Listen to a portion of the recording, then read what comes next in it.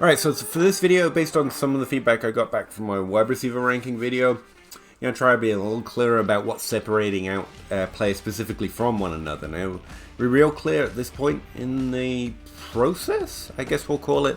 My main interest is putting them into tiers and kind of understanding what those tiers are, so I get a good idea of what to expect in this rookie class in its entirety. The draft is yet to come, and that probably has the most to say about how likely they are to produce fantasy points in the NFL at all.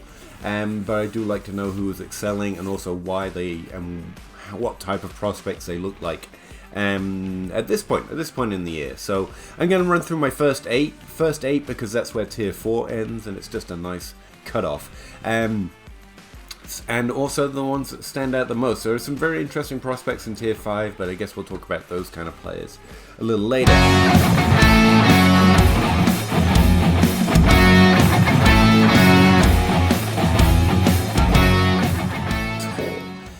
I don't know if there's going to be a controversy about who the running back 1 is in this year's draft class, but much like at wide receiver, I probably won't understand the controversy, especially pre-draft, if there is one. Now, Breece Hall's not coming from a very highly drafted conference, but he is coming from a team that is very well known that the NFL will be looking at, and I think it's fair to say it's a little uneven to say that Breece Hall's conference drafted rate of around 3% of players drafted in the first 3 rounds of the NFL draft at the running back position have come from his conference, which is just the Big 12. But he's also playing at Iowa State, and he is a stalwart name. Everyone knows who he is, I'm pretty sure. And so I think that 3% drafted rate might be overly exaggerated, and that's one of the reasons I was able to get him this high up in my ranks. Well, not the only reason, but even in last year's class he would have been a contender for the top 3 or 4 spots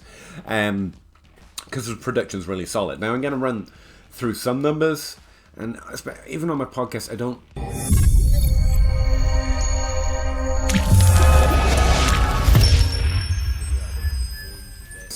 like to list lots of numbers because it's more of a visual experience. But even in a YouTube video, I don't want to bore you to death with acronyms and numbers. So I'm just going to give you a few context points from last year's class, and hopefully that'll carry you through to the end, just in case you're not particularly data inclined, shall we call it.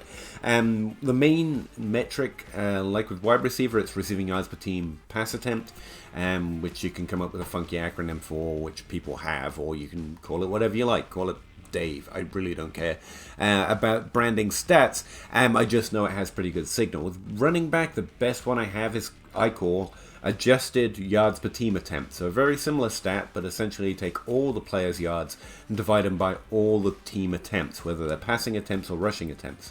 This is an attempt to show how productive they were, adjusted for their role, and also adjusted for the team's prolificness, how many times they were running and passing the ball overall.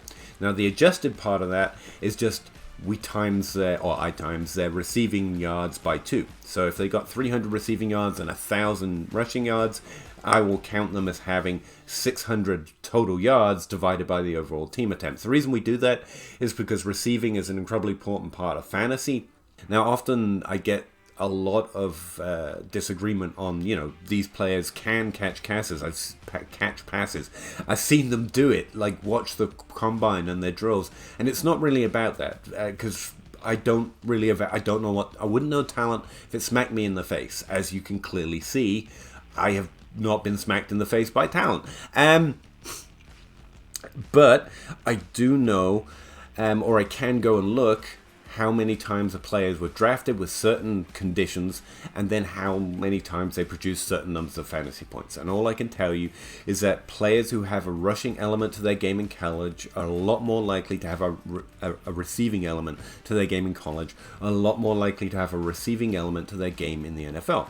Like, it does happen, no doubt. And you can be Derrick Henry in the middle as just a pure rusher, but there are very few Derrick Henrys in terms of being fantasy and extremely, instead of NFL relevant, let's call it a large part of a team's offense when you're more of a rushing running back and don't have some level of significant receiving work. Hey you, subscribe to the channel. I do not like saying this, Don't make me keep saying it. Just do it. Thank you. So adjusted yards per team pass attempts does that. It just gives extra weight to the amount of yards or the amount of receiving work that a player is actually producing in college. To highlight that, it makes you more likely to be spotting players that are more likely to be fantasy relevant. It's not the only thing, obviously, it's just one stat. I'm assuming I cut a bunch of that out, by the way, because that was long. Najee Harris, I think his best year, and you can check my database, but I think his best score across all three of his careers in adjusted yards per team pass attempt, it's sitting right here. I literally have it open. I could literally go and look. And I'm going to do that. Best year, yeah, in adjusted yards per team pass attempt was 2.8. Number means nothing to you, means nothing to me, but it gives you some sort of baseline of what a good running back did in their best year in this one particular stat, 2.8. Travis Etienne, same year, also we hope, after he comes back from his injury, could be a good NFL player. And he profiled as a very good running back, so either way, whether it succeeds or fails, it gives you an idea of what a good number is. In your best year, adjusted yards per team pass attempt, 2.5. So anything above 2.5 as a rough boundary is a really good best score in that one particular stat, right? Just to give you some sort of baseline. Again, you can go and look at the data and see various different examples where players were below that or significantly above that and failed, or significantly below that and actually did well in the NFL, because it's just one stat that I'm going to be referencing a lot and you might not have any familiarity with it. So I wanted to give you some sort of baseline. Alright, now the other thing is I do tend to profile running backs looking particularly at their best year, because of the nature of the running back position. You can be held behind other players, not necessarily because of your ability, but because that's the way the team wants to do it. So, whereas in the receiving game, which is also interesting when you consider some running backs, but specifically wide receivers and tight ends, players seem to be able to force the issue much more, in that if they are good, they can get ahead of other players on the team by the nature of their talent. Whereas running backs, if you're playing behind Saquon Barkley, for example, you're just screwed. There's barely one running back on the field at any one time, or one running back used heavily at any one time in any one season. And even in tandem backfields, there's an open question of whether that says they're both good players or they're both bad players and they needed each other. It's often difficult to parse that information. So looking at the best year is often, if I was just going to look at a single year, I often look at their best year for running backs.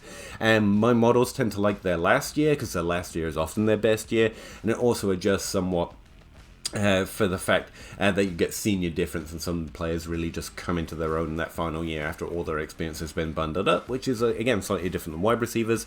And my models also like to take some sort of average stat as well to account for players who missed out on that last year because of injury or anything else. But yeah, who gives a crap about my models ultimately? Now, Breece Hall scores above the average across all the stats that I'm particularly interested in, especially in his best or last year. He got 2.7, so pretty close to Najee Harris in his best year in adjusted yards per team pass attempt. He's coming from this slightly less drafted conference, but he's coming from Iowa State in that conference, and I really don't think that reflects his opportunity to get draft capital in the NFL. So outside of him being 4 foot tall or not getting drafted in the first 3 rounds, Breece Hall looks like the clear best production prospect at the running back position in the 2022 class. That's the things that I like about him. Number 2. Number two is Isaiah Spiller, and I think some people might be mad at me about that. I don't know, but it's not that I don't like him. It's that he has some things on his profile which aren't as good. What's ultimately good about Spiller is that if you're not adjusting for the obvious quote-unquote fact that Iowa State is different than the Big 12, Spiller's coming from the SEC West, which is the highest drafted conference for running backs at all. About 20% of running backs drafted in the first 3 rounds come from the SEC West. So again, like I think it's with Breece Hall, but definitely with Spiller, it's not so much when or if Isaiah Spiller's going to be drafted, it's where. They're probably going to draft him, probably in the first 3 rounds, and that's important. He's also playing for Texas A&M, which is no stranger to creating potential NFL prospects, at least. And so I think we can have high expectations in that regard. Both of these players, if you care about breakout age at all, a running back is very much hit or miss, and you really shouldn't. It's actually kind of got a negative correlation. But yeah, they both had 15% of the team's overall production at age 18, which is as low as you can get, which is good, I guess. But I really don't care about breakout age at running back, but I thought I'd throw that out there. So what's different about Isaiah Spiller? Well, he got less yards. That's it. No, not really. It's not that he got 1,000 less yards, or that I think he doesn't block well. It's that his overall production numbers in that best or last or 1-to-1 to Breece Hall is overall low, or lower. And in fact, he would be ranked lower if he didn't have a very strong receiving element to his game, like even more than Breece Hall. For reasons I'll talk about in a second, because Breece Hall had consecutive years with over 20 receptions. I think he was over 30 receptions at one point. He's a receiver. He's got that 3-down skill set. I forgot to mention that, but yeah, it's there. Adjusted yards per team attempt usually accounts for that, but Spiller has another element which I think is very interesting. But outside of that, his production might rank him lower if it wasn't for that conference drafted rate and the Texas A&M tag, and also that he has that strong receiving element to his game. I don't know why I'm saying that 3 times, mainly because it's the most interesting thing about him. Now, not only was he used as a receiver, he was used as a receiver primarily very early. That 18 age breakout that I mentioned for Spiller, it was a lot more to do with the receiving game than it was the rushing game, and that he had over 30 receptions that first year. Now, this is more of just a trend, or something I'm narrativizing on Spiller's profile, but I do like that. Like, I know the receiving game is an area where a player can typically force the opportunities to flow to them based on their own ability. And even at the running back position, I like some of that logic to wash over. And the fact he was not overly used as a young running back, he had over 15%, but he wasn't the main rusher on the team, but he was heavily involved in the receiving game, to me seems to suggest that he was immediately more of a natural fit in the receiving element of the running back position that they wanted to use. Now, overall, his stats are lower, in fact, way lower than they should be to rank second, and he's in the second tier for me. But it's good. I have no real concerns. I think he's the second running back in this class. But to give you an idea, 2.3 is the average top 12 running backs, and that stat I was talking about, adjusted yards per team pass attempt. Spiller's best year is 1.8. That's lower. You know, how significantly lower, 2.3 to 1.8, when you're dealing in tenths, assuming you don't know who Spiller is and you're not mad I don't have him won. Yeah, it's a weird element to Spiller's profile, comparing him to past prospects who've gone on to be successful. There's a significantly smaller part of the team offense, even though he's a large part of the team's running back offense. And the central reason is that in the first few years, Kellen Mond was on the team and he was taking up 20 to 30% of the rushing yards, for example. And so that means that less of the rushing yards available to Spiller once you look at the entire team's offense and you do this team offense adjusted volume metric. And so that's really what's going on. His numbers look low, but it's really because he was sharing the team with a rushing quarterback. But that's not it. In his last year, in 2021, he was the running back 1. I think most people are going to think he was running back 1 on that team. He got most of the rushing yards and so on and so forth. But I ranked him based on PPR points, and he's actually the running back 2 because of, what's the fella's name? Devon Arcane, who's a running back, sophomore playing in the 2021 season. Again, Spiller got more yards and more overall opportunities, but Arcane was much heavier part of the receiving game, even than Spiller. He got, 11% of the team's receptions. Spiller got 12%, but he also got 10% of the team's receiving yards, whereas Spiller only got 7%. Now, that disparity isn't too bad, because most running backs have an ADOT of like -1, between 0 and -1. So you're not expecting a lot of yards, you just want to see them heavily involved, which Spiller was. And ultimately, he was running back 1's having over 1,000 yards that last season.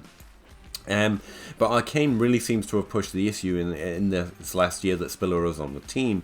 They both ended up the conference rank 4 and 5, so they were prolific runners in the 2021 class. Both played 2021 season, both played 12 games, so it's not like there was potentially an injury and he was playing games anyway, but Spiller seems to have played a full season. I do intend to learn more about these players and their seasons as time goes on. These are just my initial ranks. So yeah, overall, once you combine Kellen Mond being the quarterback for the first few years and then Arcane coming in and essentially splitting the backfield and both being running back ones on the same team, his overall, well, one way you could look at it is total dominator rating. Instead of college dominator rating, what I do is I put all the yards and all the touchdowns together and look at your total dominator rating. For example, someone like Breece Hall is scoring 63% of the team's overall production in his best years, and Spiller's down there at like 45%. And again, it's because of Kellen Mond and it's because of Devon Arcane, which is, objectively a better name than anyone else. But it's different.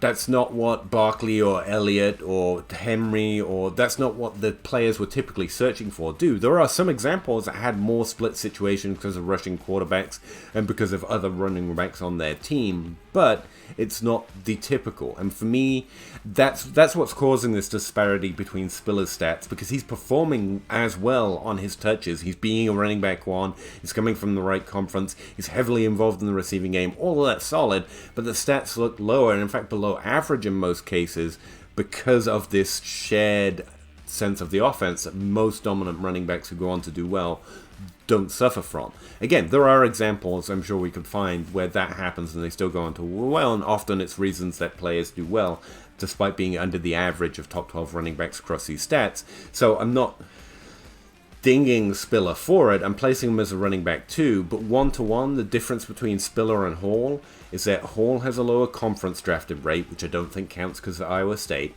and Spiller has just lower stats, which I think are explainable and not really a function of whether the player's good or not, but ultimately trying to decide between whether I care about the conference drafted rate more or the fact that Spiller did genuinely lower because he was sharing the job a little bit more than someone like Breece Hall or most past prospects who go on to do well do.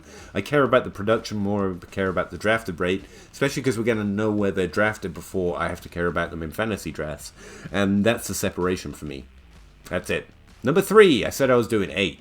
Remember that? I said I was doing 8. Number 3. Number 3 in this class marks yet another tier, because the tiers come thick and fast at the running back position this year. We're very much straying into, wow, there are some problems in this running back class. And tier 3 for me, I'm calling good. Definitely good, interesting production profiles. In fact, I'm just calling it good because I needed more terms for interesting at running back this year. It can't just be interesting / concern. It's got to be good, interesting, mediocre. Go ahead. I think the production for players in tier 3, and I've got 2, is very good. They were good in college. I don't think there are any major concerns there, but their stats are lower than someone like Breece Hall's, but it's fine. They're good. And I've really got landing spot concerns, which can also be synonymous with draft concerns, but specifically, I want to know what teams they're going to, and I relatively rarely play the landing spot game because we're not very good at guessing whether a landing spot is good or bad for a player, specifically at wide receiver. But the players in this tier, yeah, I kind of want to know where they're going to land, and maybe I'll explain why as I talk about them. So my number 3 ranked running back in this class is Kenneth Walker III. Some people will be happy or unhappy because I've rocketed him up the ranks. My initial ranking of this class, just when I was casually going through looking at some of the stats, I had him down in the 20s. I was very unimpressed. His stats in general ranked pretty badly compared to most players. He got 2.3, which is the exact average in yards per team pass attempt, but he's got 1.2 yards per attempt. He's got 0.4 average experience adjusted yards per attempt, which is based on the class he was when he was actually playing. And he has no receiving work. I mean, he caught passes, and I'm sure he's physically capable. Again, it's not really that. It's whether the NFL will expect to use him in that role. And if you're watching Walker tape, I don't think you come away going, that man can catch. He's 50 balls. We're going to draft him to make him catch 50 balls, because I'm sure he can, or he could learn. But an NFL team isn't really thinking, I can draft this, I can teach this player how to play football. They want to know what he does in football well, and if they could use it on their team. And that seems to be the primary way they go about drafting players, especially with top 3 round capital. And if they draft Walker, and I hope they do, I think they're going to think that guy runs the ball real good. I'm going to want him to run the ball real good. That's simple. Now, rushing yards per team rush attempt, and Walker is specifically one of the reasons I went and looked at it, is one of the ways I got him back up my ranks. Because looking at his overall production, like again, 2.3 in adjusted yards, and that's without any receiving work, is pretty impressive. So I went and did the rushing calculation just to kind of see where he ranked, and he was at, I think he's got the 4th highest score and the best year of all of their careers in rushing yards per team rush attempt. It's significantly high. Very few prospects who score that high and overall are drafted and going to do particularly badly. It's pretty clear to me that the stuff I'm hearing about what a great rushing running back he is, and I believe he won that college award, which I'm not going to pretend I pay attention to college, but I know he won an award, and was primarily because he was such a good running back. And yeah, I see it. He's clearly a good runner. It's just that very few are Derrick Henry caveats. Could he be? Yeah. But that's where I come to the concern of where he goes is really important to me for what I think about Walker's potential to score a lot of fantasy points for us in the few coming years. But yeah, his production, once you see it through the lens of this guy's literally not catching passes, he's got like 0.5 receptions a game over his entire college career. I mean, it's nil. It's nil. He's not a function in the receiving game, and yet he's still doing pretty well in a stat that specifically doubles up the receiving production. That actually probably about says how good he was as a rusher at Michigan State. Now, the reason I separate him out is because, one, this is good production. I've got landing spots concerns, and also he comes from Michigan State, Big Ten East. He's going to be drafted. I don't know where. He's one of those players I expect they're planning where to draft him, not if to draft him, but still. Because he's got that lower drafted conference rate, my model didn't rank him particularly highly either. And that just creates a separate tier for me, and he goes in there. 3rd running back in the class. Don't hate me too much, I guess. He could easily fall depending on what happens ultimately with where he goes. It's just where I'm at. Fourth ranked running back in the 2022 class. I could see myself liking this guy more than Walker, given their different landing spots. Now again, I don't normally play the landing spot game. Talent is talent. But Kyren Walker has a receiving element to his game, and that's who I've got ranked 4th. His production is just about on par with Walker, but he's doing it partly in the rushing game and partly in the receiving game, which means Walker's a much more impressive rusher than Kyren Williams is a running back, but his stats balance well with past successful fantasy running backs in the NFL, and I think that receiving element to his game just provides him a nice safer floor. Now, I've made lots more notes on all of these players, even in these initial ranks, and feel free to check them out, the Pahowdy rank sheet hosted on Patreon, but I don't want to read through too many of these. I really want to present what's separating them out for me, ultimately, and that's what it is. He's got 2.1 adjusted yards per team pass attempt in his last year, which is a stat I've been quoting, and 2.3 rushing yards per team rush attempt by team rush attempt of the average of his career. Both of those are pretty good highlights, but he's also getting about 3 receptions a game as just some measure of how involved he was in the receiving game, which is actually more than Breece Hall and Isaiah Spiller. So he's a receiver. He's getting about 1,000 yards a year and 300 receiving yards, and because we double up those receiving yards, that's why he's scoring about the same stats as a Walker, who's getting 1,600 rushing yards but no receiving yards, basically. And so the stats average out to the same. I like Williams, depending on the landing spot and the draft capital, obviously, a little bit more just because of that safer floor and the fact that the receiving game does add this extra element to their path towards fantasy relevance, if not ultimately success. But yeah, Walker still clearly possesses better production as a pure rusher, but adjusting for fantasy expectations, I like Kyren Williams just about as much, and landing spot could easily be the difference for me, and draft capital definitely will be if there's a drastic difference between them, as I think many people expect there to be. Kyren Waller's conference is drafted into the NFL in the top 3 rounds about 2.2% of the time, so it's actually got slightly lower expectation of draft capital, even just based on that simple drafted rate. And so I've ranked him 4th instead of 3rd, and that's what separates him out for me. So, tier 4 here, I have many players in this tier, honestly, that I think have better production in some ways than or as good production as players in the other 3 tiers I've mentioned, but they have more significant draft concerns. Honestly, that's where I'm at with this class. Now, my 5th ranked running back is Tyler Badie, whose production I like a lot. Like a lot. In some ways, his production compares most closely in this class to Breece Hall.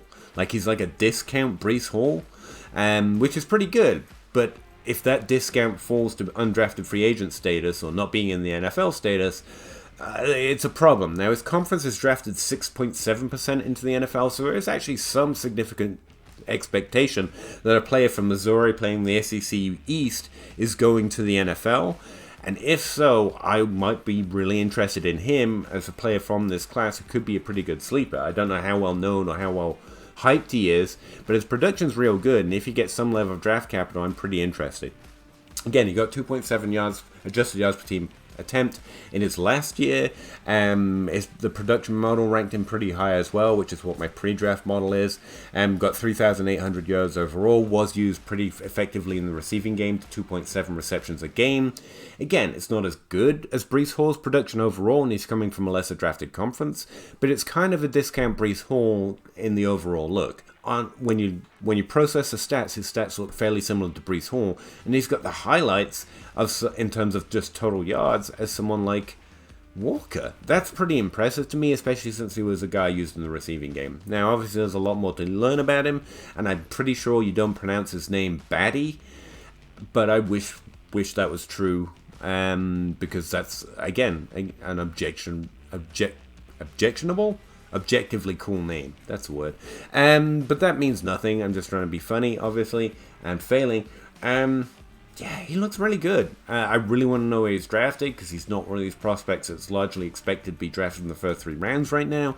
But if he is, I think he was very productive. Wow, another player was taking heavy loads, especially in terms of the rushing touchdowns, away from him, and he joined a team where that player was doing it, but still took over the majority job before that player left the NFL. I think a lot of that says a lot of good things about what Tyler Badie was able to do with Missouri in the SEC East, and I'm interested to see where he lands.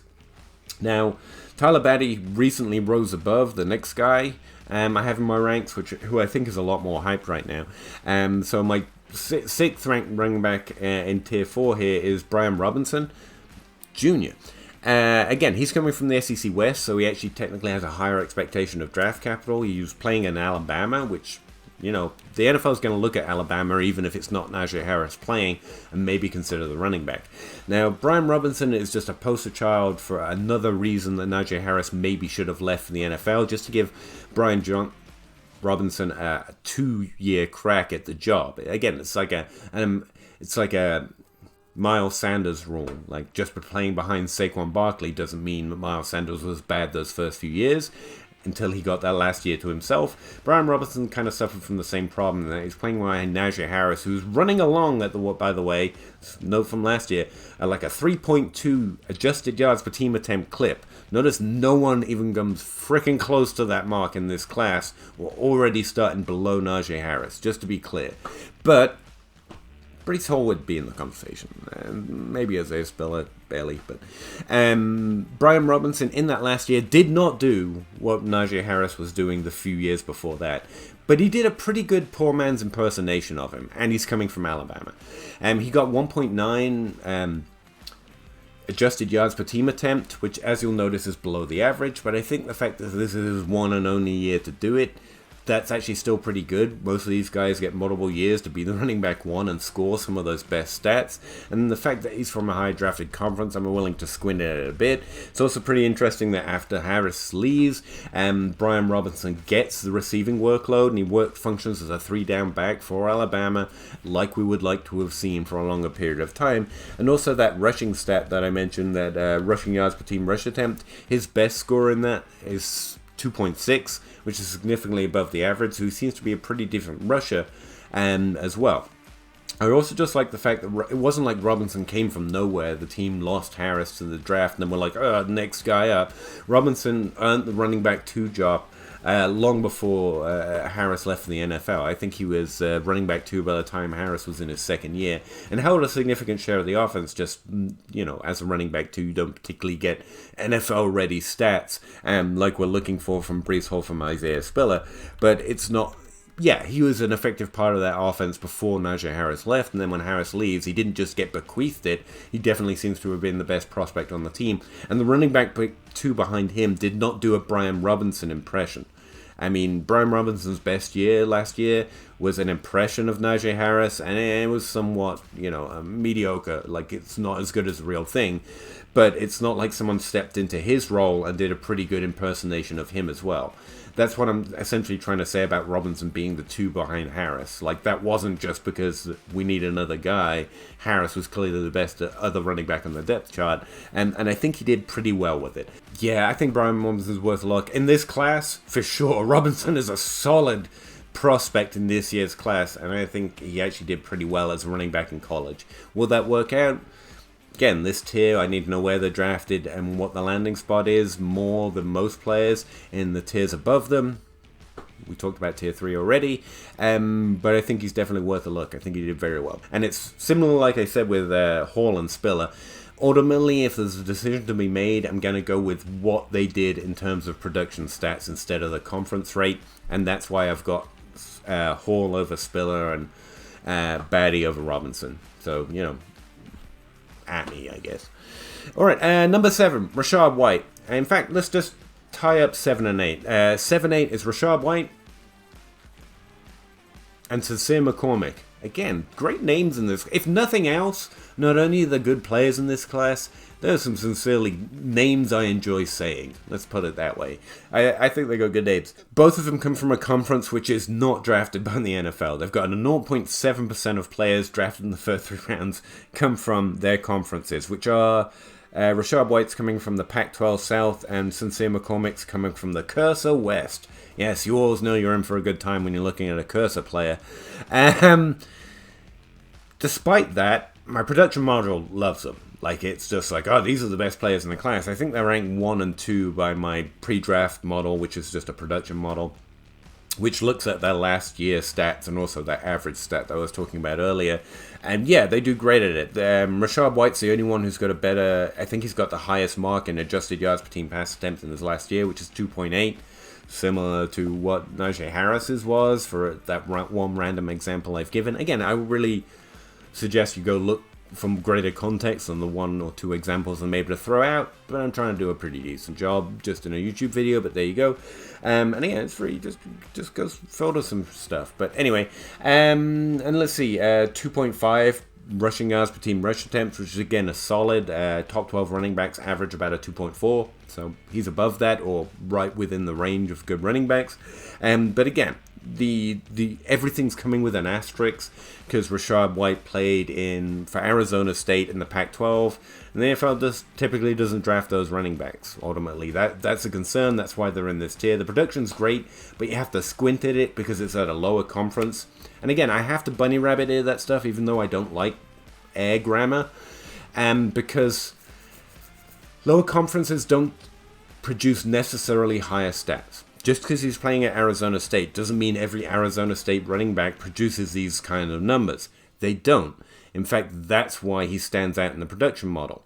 But I do know, like last year, the guy at the top of my production model was Puka Williams, who played at a lower drafted conference. It's pretty clear conference matters, but we don't have a great way to adjust for it. So the fairest way is to say, yeah, they're probably less.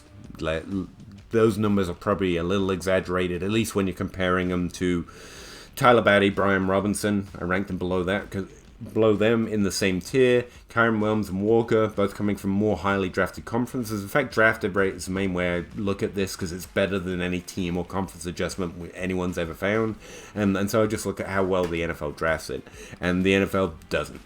Rachaad White's number is at 2.8. Sincere McCormick's at 2.0, which is just good, not exceptional, to be fair. But Sincere McCormick did it for multiple years, did exceptional for multiple years, and I think Rachaad White really popped off in that last year. I'm gonna have to check my notes to be sure on that, or just re-record the entire YouTube video if I got it wrong, I guess. His last season was equal to most of the best in this class. Yeah, where Sincere McCormick has multiple years. Tell me I'm not wrong.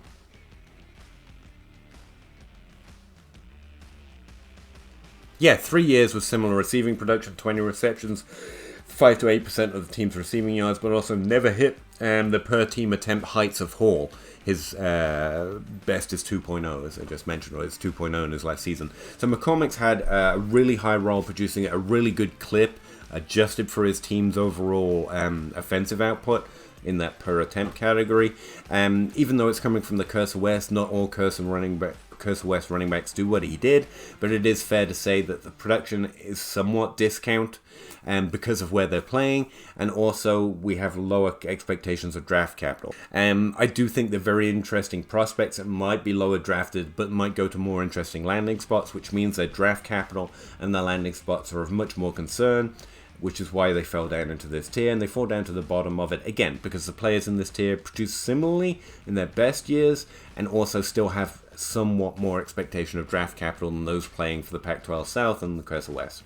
And that's it. That's what's separating them out within this tier for me. Those are my top 8 running backs. Again, you can see all the data, all the fancy numbers, and get a sense of some of the averages I was talking about, or just, you know, doodle on it, I guess. It's my pinned tweet, it's my pinned Patreon post, but it is free. I host it on Patreon, but the college data is just, hey, let's have some fun evaluating from rookies together. Check out the source tab with all the people that helped me make it, because I could not do it by myself, and that's literally the payment. Maybe give them a follow, or, you know, see what they're up to, because they're smarter than me and they help me do all this work, just so we can all look at some rookie running back data and hopefully have some fun with it. Yeah, those are my top 8 running backs in this year's class so far. Let me know how I'm wrong. Really appreciate it, and talk to you again in the next one.